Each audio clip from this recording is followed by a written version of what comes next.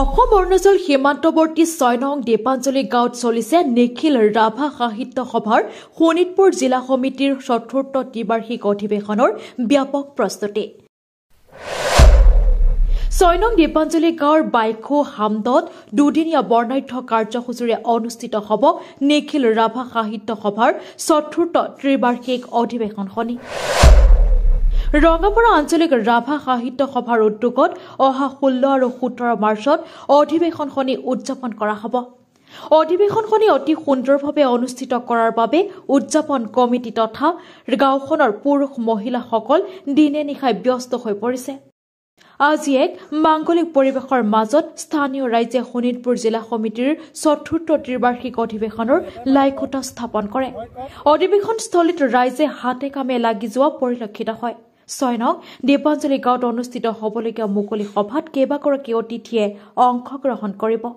ইফালে অধিৱেশনখনি সাফল্যমণ্ডিত কৰি তোলাৰ বাবে নিখিল ৰাভা সাহিত্য সভাৰ শোণিতপুৰ জিলা সমিতিৰ সম্পাদক শিৱ প্ৰসাদ ৰাভাই সমূহ ৰাইজৰ উপস্থিতি একান্তভাৱে কামনা কৰিছে। নিখিল ৰাভা সাহিত্য সভা শোণিতপুৰ জিলা সমিতিৰ ৰঙাপাৰা আঞ্চলিকৰ সৌজন্যত আজি আমি ৪ৰ্থ ত্ৰিবাৰ্ষিক ৰাভা অধিৱেশনখনি ইয়াত আমি অহা মাহৰ ১৬ আৰু ১৭ তাৰিখে উদযাপন কৰাৰ হেতুহে আমি আজি ইয়াত লাইখুটা স্থাপন কৰা হ'ল আৰু আমি আশা ৰাখিছোঁ যাতে ইয়াৰ দ্বাৰাই আমাৰ ভগৱানে আমাক সকলোমে আমাৰ এই অধিৱেশনখন চলাই নিয়ে। তাৰ কাৰণে আমি আজি লাইখুটা স্থাপন কৰি আমাৰ সকলোৰে ৰাইজৰ মনত এটা আশাৰ এটা ৰেঙনি কঢ়িয়াই আনিছে। গতিকে আমি আশা ৰাখিছোঁ সকলো আমাৰ ৰাভা বড়ো আদিবাসী সমন্বয়ে আমি ইয়াত একত্ৰিত হৈ আজি যিটো আমাৰ কাৰ্যসূচী লৈছোঁ আমি আশা ৰাখিছোঁ নিশ্চয় আগন্তুক আহি থকা দিনত নিশ্চয় আমি ছাকচেছ হ'ম। সেয়াই আমি ভগৱানৰ ওচৰত প্ৰাৰ্থনা কৰি আজি আমি এই লাইখুটাটো স্থাপন কৰিছোঁ।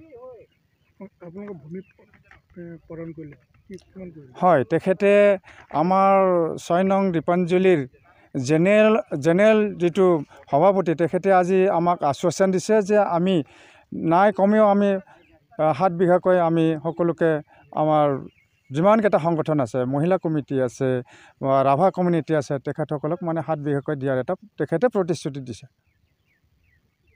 এইটো প্ৰগ্ৰামত আপোনালোকৰ আলহী ইতিমধ্যে আলহী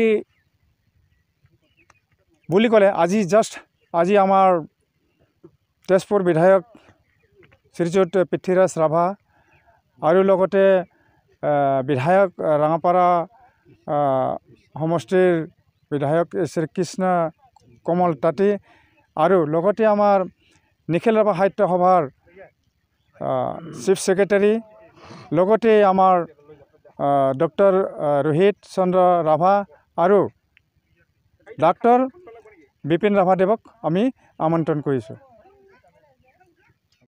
আমি আশা ৰাখিছোঁ যে